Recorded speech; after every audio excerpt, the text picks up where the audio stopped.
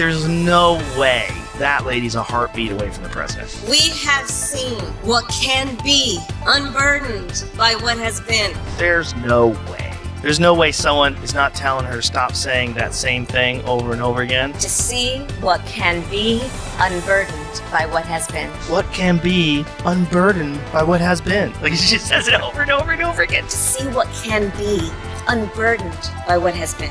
This isn't real. This is writing. Someone wrote this. It seems like a script. The ability to see what can be unburdened by what has been. Kamala blinked and boom, Joe Rogan and Megyn Kelly tag-teamed her reputation like it owed them money. 1 minute she's dropping buzzwords, the next she's getting verbally vaporized on a cosmic podcast battlefield. You won't believe how fast things went from Madam Vice President to Madam Please Stop Talking. If political careers came with seat belts, she should have buckled up. Curious how it all went down. Stick around, this meltdown is one for the history books. I gave her the benefit of the doubt. I did not think she was an idiot. I now think she's a moron. She's not that smart. Forgive me, I'm still one of those people who gets wooed by titles. I'm like, she was the Attorney General of the state of California. You know, like, how dumb could she be? Like, dumb. The answer is very, very dumb is the answer. And I've come to that conclusion just with my own eyes and ears from watching and listening to her. She cannot put two sentences together. I mean, the old man is actually losing his mental faculties. She's just not a smart person. And it concerns me because that's all we have in line. So picture this: you're cozy on the couch, half-eaten bag of chips in your lap, and suddenly Joe Rogan is practically snorting elk jerky crumbs through his nose, not because he's critiquing the space program, but because Kamala Harris has just delivered a speech so delightfully tangled you'd swear she was doing the world's most confusing tongue twister somewhere between Passage of Time and We Did It. Joe, his laughter hits peak volume, he's convinced its performance art, a politician's version of abstract poetry without the abstract. Even after Trump went on, they offered for me to come to DC and do a show with Kamala. But even then, it was the same deal. It was only like 45 minutes to an hour. It was not on my set. And I said that, look, he did it here. We should probably do it here. I wanted to release both of them on the same day. This was my goal. And I even offered to do it late that night. So the night that Trump came on, I'm like, what if we do her like when she's done in Texas? They never committed to doing it. I have a whole list of conversations that took place. So this whole idea that we drove her for Trump, incorrect. But I think it's someone trying to cover their ass for the fact that she never... He leans forward and starts riffing. This speech isn't just a stumble, it's like someone hit the scramble button on her grammar and forgot to press stop. Joe imagines ChatGPT taking on this challenge high as a kite, interviewing neuroscientists and still crafting something more coherent than this jumble. And here's the kicker: it wasn't a slip of the tongue, it was a full body flip, like watching a GPS recalculating mid-route, but that GPS also starts singing show tunes at red lights. I have something that I think will be of comfort to you as a Californian, and that is Kamala Harris is gone, but she's not forgotten.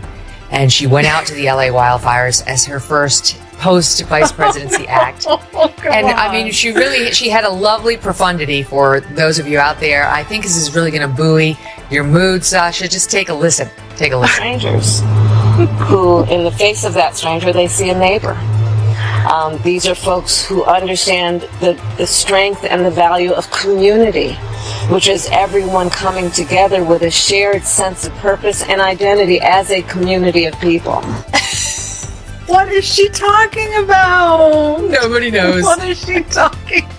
And the laugh reflex, oh man, the laugh reflex. Joe nails it. He paints the picture. Every time a tough question lands, she launches into this cackling fit like someone caught her with her hand in the cookie jar. It's not nervous, it's comedic timing with built-in sound effects. Is that a glitch in the simulation, he asks. Rhetorically, is her brain buffering? You wonder if you need to hit the refresh button on your perception of political discourse. There's a thing that came out recently. There was a book. There was some book about the Kamala Harris campaign where they talked about her getting on this show.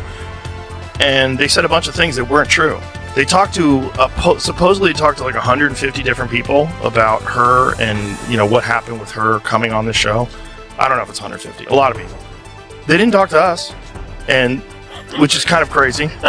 And which is like, they didn't even ask. But they said things that just weren't true. One of the things they said that weren't true was that we lied about the day that Trump was coming on. No, we just didn't tell you that Trump was. Then Rogan really starts cooking. He digs into the great Kamala Harris vanishing act, the Houdini of the executive branch, you know, the ex-vice president of the United States. She was the second most powerful person on the planet, yet somehow less visible than a ghost in a blackout. Joe laughs like he just solved a riddle. That ends with where in the world is Kamala San Diego? He says cooking show contestants get more airtime and pressure than her. At least those guys have to explain why their stool collapsed. Kamala, she just collapses into silence and lets the cackle echo in her absence. He imagines she's hiding out in some undisclosed government panic room stocked with post-its, decaf tea and a magic mirror that reassures her she's doing great, or maybe she's locked in a political escape room with clues written in broken metaphors, and we must do what we have done logic. Loops every time someone mentions the border crisis or student debt. She just whispers passage of time and vanishes like a smoke signal, and then comes the pièce de résistance, the legendary Tupac tale, the story that lives in the cringe hall of fame right next to that one time a politician confused the Constitution with the Wi-Fi password. Here's what she actually said in the Pence-Harris VP debate in 2020. I will repeat, and the American people know, that Joe Biden will not ban fracking. That is a fact. Joe Biden will not ban fracking because Joe Biden's position was, let's not ban fracking. And he was at the top of the ticket. But listen to how she mischaracterized it. All right, I'm going to go back through it with you. Will you ban fracking? She asked. No. And I made that clear on the debate stage in 2020 that I would not ban.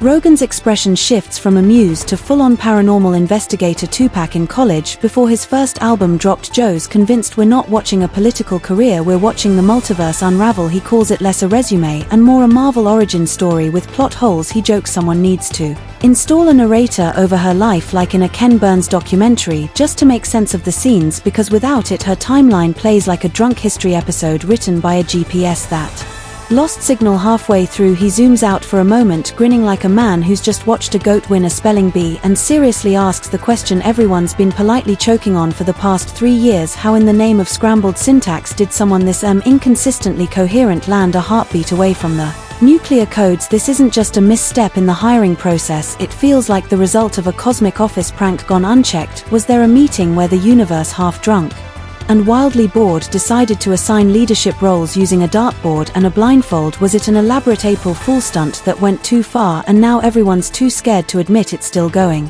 Dare we say Merry Christmas? How dare you say that? How dare we? It offends me. Did you ever see Kamala Harris do that when she had the She speech? said, "How dare you say fucking Christmas?" You've never seen it? No. Oh my god. Okay, let's start with this because it's so crazy. How dare we speak Merry Christmas? I don't understand the context. So, like, I wish I could be charitable. Say, well, there's probably a context where this makes sense. Yeah, Satan is the Lord of the earth. Is the con. Joe leans back like he's just uncovered the last conspiracy theory that still made sense. He imagines the resume review process went something like, can she string together a sentence? Or has she ever talked about root causes without spiraling into a TED talk about nothing? Me, you're hired.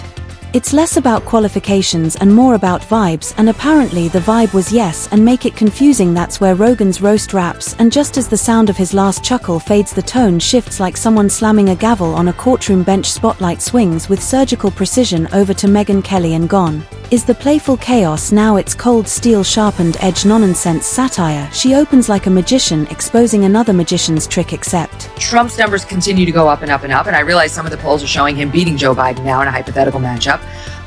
He's still very vulnerable. He did not win in 2020, and it looks like it's going to be the same matchup.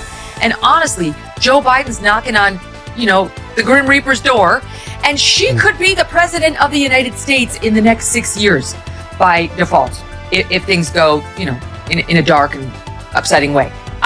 And yet months pass, the border spirals, and she's apparently out somewhere doing everything but her job. Megyn's tone is so dry it could sound wood as she recounts the baffling decision to go sightseeing in Guatemala instead of touching down in Texas. She raises an eyebrow so sharp it could be classified as a weapon and mutters the question nobody wants to ask out loud: was the lieutenant vice president on a diplomatic mission or hunting artisanal coffee beans and Instagrammable backdrops while Immigration officials were drowning in chaos. She doesn't even have to yell. The absurdity is louder than a foghorn. Then there's the bit about foreign diplomacy, those carefully trimmed tight-lit moments with world leaders only to follow with that trademark nervous laugh. Megyn dissects it like a forensic expert. Do those ends of sentences even know they exist? She suggests European diplomats looked at each other like they were watching a magician make coherence disappear. Megyn shifts to history. Harris was once a tough-on-crime prosecutor. She locked people up for pot, yet now brags about having smoked weed with Snoop. Megyn calls it open and shut hypocrisy. It's like a kid getting punished for stealing candy, then turning around and bragging about it's their new best friend.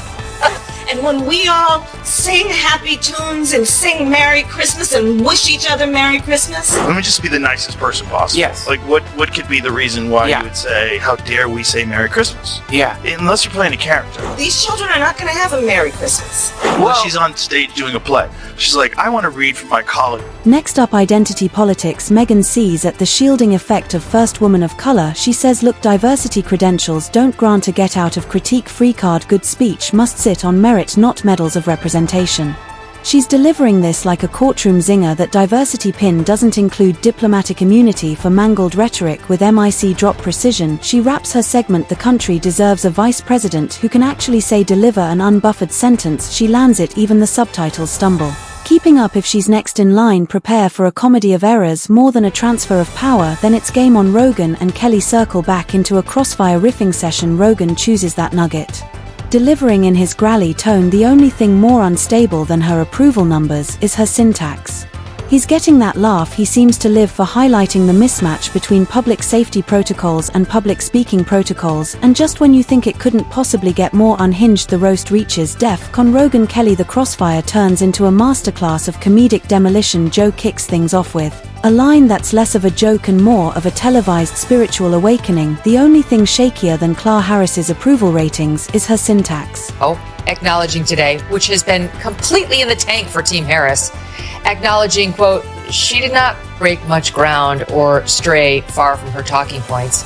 Maybe it's because of the pathetic display of journalism that came her way. Honestly, I don't even know if we can blame this one on Kamala Harris. I blame it on you. You were pathetic. And not by a small margin. Imagine a sentence held together by dental floss and hope. That's Kamala in public speaking form. It's like every clause she utters is fighting for its life. There are runaway commas, lost metaphors, and verbs sobbing in the corner. Megyn doesn't miss a beat. She's practically pacing like she's cross-examining a witness who just plead guilty to grammar crimes. She adds, if Biden face plants one more time, Kamala becomes president. And that's not just terrifying, that's Netflix sitcom material. You can see the pitch now. Madam Vice President, the sitcom nobody ordered in episode 1. She attempts to address the nation and halfway through just starts reciting the Declaration of Independence in reverse. Together they begin crafting the ultimate mock campaign ad. Picture it, patriotic music swelling, American flags waving, and Kamala Midkle delivering a speech that may or may not be in English. Joe goes full throttle, vote Kamala. He Inoni's dramatically confused the nation one cackle at a time. It's got all the charm of a late-night infomercial minus the free shipping. He deadpans, I'd rather vote for the vending machine that ate my dollar at the airport. It might be broken, but at least it responds to input when you kick it. But I always wondered with Kamala Harris, like, I've seen her talk before and she's hilarious. So the scientists and the astronauts and the mathematicians and the Vice President of the United States. Some people just clam up